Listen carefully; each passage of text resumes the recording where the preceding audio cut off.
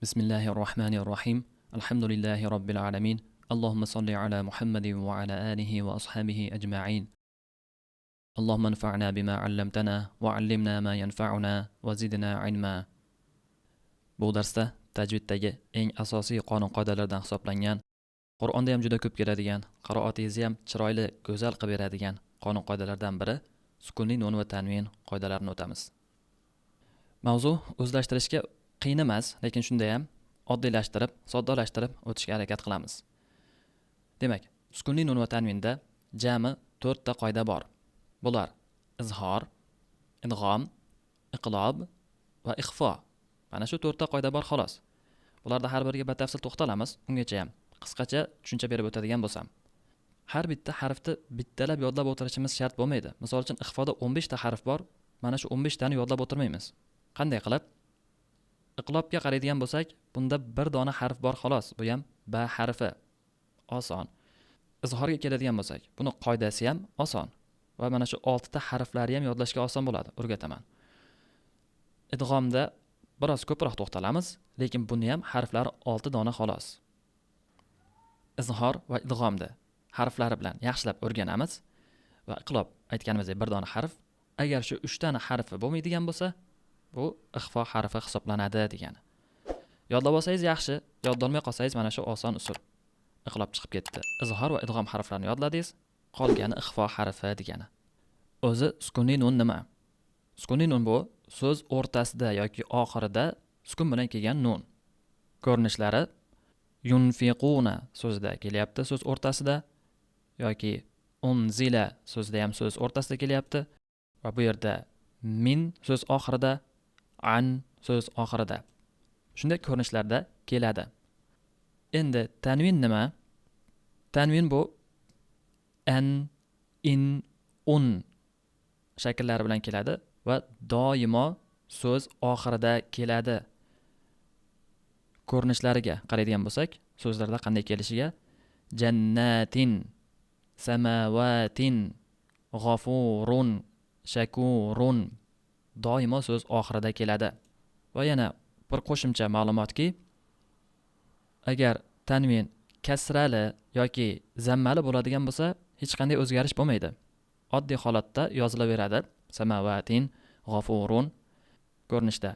Agar fathali tanvin bo'lsa, ya'ni an holatdagi tanvin bo'lsa, unda qo'shimcha alif yoziladi so'z oxiriga. Misol uchun, hakiman yozilgan, tanvin mimga yozilgan. Lekin qo'shimcha alif yoziladi orqasidan. Bunda ham aliman. Agar xuddi mana shu so'z hakimin bo'lganida, bu qo'shimcha alifsiz yozilardi. Mana bu jannatin ko'rinishida. Yoki hakimun bo'lganda ham qo'shimcha alifsiz yozilgan bo'lardi. Mana shu qo'shimcha alif bilan yozilish an holatda, fathali tanvin holat uchun xos va doimiy mana shunday yoziladi. Ikki xil istisno holati bor. Hozirchaga bu siz uchun ulardan bittasi hudan holatida, ya'ni ya kelgan holatda. Bunga o'xshash so'zlar bir yana ma'nan, misol uchun shu ko'rinishlarda qo'shimcha alifsiz yoziladi va keyingi holat tamarbutada kelganda. Misol uchun g'urfatan yozilgan, qo'shimcha alifsiz yoziladi. Doimo agar tamarbuta bilan kelsa, qo'shimcha alifsiz yoziladi. Mana shu ikkita istisno holatlari. Tushunarli, mana shu tanvin. Endi har bitta qoidaga batafsil to'xtalishda boshlaymiz. Birinchi o'rganadigan qoidamiz bu izhor. Buni izhor halqiyam deb nomlanadi. Izhorning lug'aviy ma'nosi bu bayon qilish, ochiq qilish, bildirish. Misol uchun o'zbek tilida ham dil izhori deyiladi. Yashirmasdan ochiqlash, ya'ni bildirish. Istilohda esa sukunli nun va tanvin izhor harflaridan biriga yo'liqqanda nunni maxrajdan ochiq, g'unnasiz chiqarishdir. Buni soddaroq qilib tushuntiradigan bo'lsak, sukunli nun yoki tanvin izhor harflariga yo'liqqanda, mana shu 6 ta harfdan bittasi yo'liqqanda nunni aniq talaffuz qilinishi. Hech qanday qo'shimcha qo'shilmaydi yoki olib qo'yilmaydi. Aniq nun qanday bo'lsa, ana o'shanday o'qib ketilinadi. Shu 6 ta harfga yo'liqqanda. Bu harflar hamza, ha, ha, ayn, xo, g'oyn. bularda hammasi halqum harflari, maxorijul huruf, harflar maxraji darslarida o'tgan edik. Bularda hammasi halqumdagi harflar. Halqumda 6 ta harf bor va bularda hammasi izhor harflari hisoblanadi. Hamza ha, ayn ha, g'oyn xo. Yodlash uchun hamza ha, ayn ha, g'oyn xo. Uchala h harflari bor. H, ha, xo. Bularda hammasi izhorda. Endi undan keyingisi ayn, g'oyn. Bular ham bir-biriga yodlashga yaqin va oxirgisi hamza, a, i, o o'qilinadigan hamza harfi. Mana shu 6 ta harf xolos. Shunda izhor bo'ladi. Nunni aniq bildiramiz. Shu izhor. Endi izhor deb atalishining sababi sukunli nun yoki tanvin izhor harflari yo'liqqanda bayon bo'lishi, bildirib o'qilishidir. Ochiqlanib, aniq o'qilinyapti. Qo'shimchasiz. Halqiy deyilishining sababi bo'lsa, bu harflari halqumdan chiqqanligi sababi. Tushunarli? Izhor halqiy deyiladi ham deb aytib o'tdimmi boshida?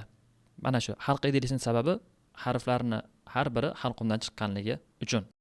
Umuman izhor qoidasini sababi nima? Nima uchun biz ochiqlab bayon qilib aytamiz? Mana shu 6 ta harfga yo'liqqanda, sukunli nun yoki tanvin izhor harflariga yo'liqqanda nima uchun izhor qilib aniq o'qiymiz? Sababi nima? Bu maxrajlar orasidagi uzoqlik. Misol uchun nun bu til uchidan chiqadi va ozgina dimoq ishtirok etadi.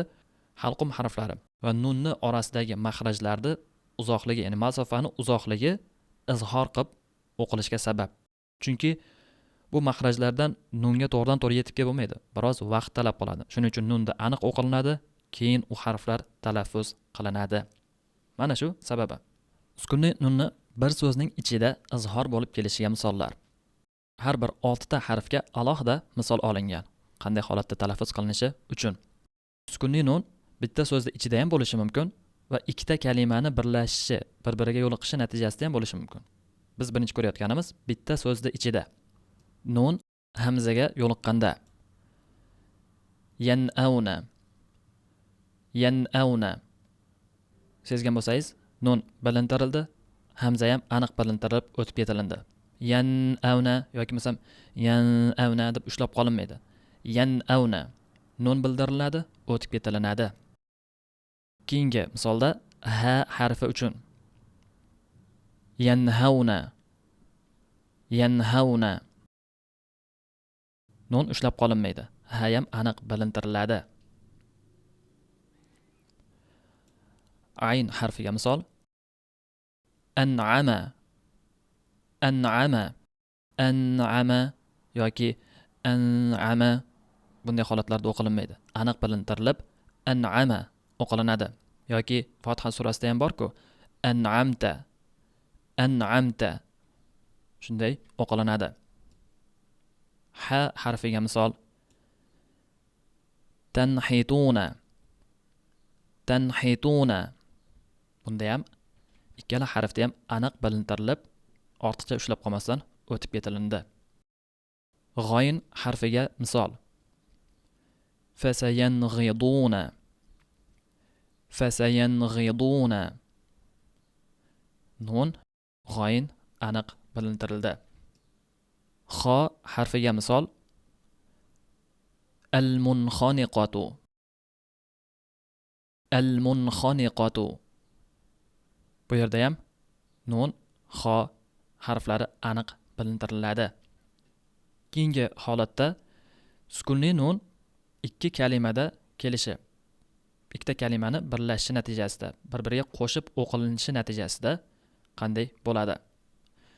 Bunda ham hamzaga misol lan arsalahu, lan arsalahu. Nun va hamzani izhor qilib aniq bildirib o'qilinadi. Ha harfiga misol man hajara, man hajara. Ayn harfiga misol in alayka, in alayka. Bunda ham ko'p ushlab qolinmasligi kerak, yuqoridagi misollar kabi. Ha harfiga misol min hakimin, min hakimin. g'oyn harfiga misol min g'illin, min g'illin. Xo harfiga misol min xayr, min xayr. Bu yerda lin harflarini o'tgan edik. Ya sukuni kelib o'zidan oldingi harf fathali bo'lsa, lin qilinadi, yumshoq o'qilinadi deb aytib o'tgan edik. Min xayr. Lekin bu ikkalasida aniq bildirib izhor qilib o'qilindi. Min xayr. Uchinchi, oxirgi holat bu tanvinning izhor bo'lishiga misollar. Tanvin doim aytdik so'z oxirida keladi. Shuning uchun ikkita kalimani o'rtasida bo'ladi bu holat. Bu alohida kalima, ya'ni so'z, bunisi alohida so'z. Va mana shu tanvindan keyingi kelyapti turgan ikkinchi so'zda boshlang'ich harfi 6 ta harfdan bittasi bo'lishi kerak. Hamza ha, ayn ha, g'oyn xo. Birinchi misol tanvin hamzaga yo'liqishi. Jannatin alfafan, jannatin alfafan. Keyingi misol tanvin ha harfiga yo'liqishi. Walikulli qawmin hadin, walikulli qawmin hadin. Qawmin deganda nun aniq bilinishi kerak. Yoki yuqoridagi jannatin deganda ham nun aniq bilinishi kerak. Mana shu tanvindagi nun jannatin alfafa bu aniq. Yoki qawmin hadin, qawmin hadin. Tushunarli-a? Tanvin aynga yo'liqqanda hakimun alimun, hakimun alimun. Tanvin haga yo'liqqanda alimun halimun, alimun halimun. Tanvin g'oyn harfiga yo'liqqanda la'afuwun ghafurun, la'afuwun ghafurun. Bu yerda ham vavda ham tashdid bor, ham tanvin bor. Tashdid ya'ni ikkita harfni bitta holatda yozilishi o'tgan edik oldingi darslarda. Afuwun deganda tashdidni ham tanvinni ham bildirishingiz kerak. La'afuwun ghafurun.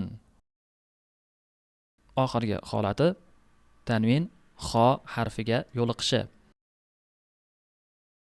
Alimun xabirun, alimun xabirun. Izhorda chetlanish kerak bo'lgan xatolar, ko'p uchraydigan xatolar. Birinchisi sukunli nun yoki tanvin izhor harflariga yo'liqqanda sakta, ya'ni nafas olmasdan bir muddat turish, orasini ochish. Misol uchun o'zi lan arsalahu so'zi bo'lsa, buni lan arsalahu orada nun bilan hamzaga kelganda o'rtada ozgina to'xtash qilish. Bu xato. Lan arsalahu o'rtada sakta degani mana shu nafas ham olmasdan, chiqarmasdan ham turib qolish. Mana shuni sakta deydi. Lan arsalahu. Bunday o'qilinmaydi. Lan arsalahu o'tib ketilinishi kerak to'xtashsiz. Ikkinchi ko'p uchraydigan xatolardan bu sukunli nun yoki tanvinni qalqala qilib tebratish. Mana shu juda ko'p uchraydi. Misol uchun Fotiha surasida ham bor. An'amta so'zini an'amta o'qilinadi. Ko'pchilik xato qilib. Qalqala tushirmaslik kerak nunga. Ana o'qilinmaydi. An'amta, an'amta. Tushunarli? Qalqala tushirmasdan o'qilinishi kerak. Uchinchi holat sukunli nun yoki tanvinni ixfo, yashirib o'qish. Ixfo qoidalarini o'tamiz. Qanday o'qilinadi bunda? Jannatin alfafa deb xato o'qib ketishadi. Bu noto'g'ri. Jannatin alfafa izhor qilinishi kerak. Tanvin aniq bilinishi kerak. Yashirilmaydi. Jannatin alfafa. Tushunarli? Jannatin alfafa o'qilinmaydi. To'rtinchi holat sukunli nun yoki tanvinni g'unna qilib o'qish. Misol uchun min xayrin yozilgan. Min xayrin izhor qilinish kerak edi. Buni qanday o'qilinadi? Xato holatda min xayr yoki min xayrin. To'g'ri o'qilishi min xayrin yoki bo'lmasa bu to'xtalinadigan bo'lsa harakatlarda min xayr, min xayr. Tushunarli, a? Mana shu 4 ta xato ko'p uchraydi. Birinchisi o'rtada sakta qilish, turib qolish. Ikkinchisi qalqala qilish. Uchinchisi ixfo qilish va to'rtinchisi g'unna qilish. Mana shu 4 ta xato ko'p uchraydi. Izhor qoidasi shu edi. Sukunli nun va tanvin qoidalarini keyingi darslarda davom ettiramiz.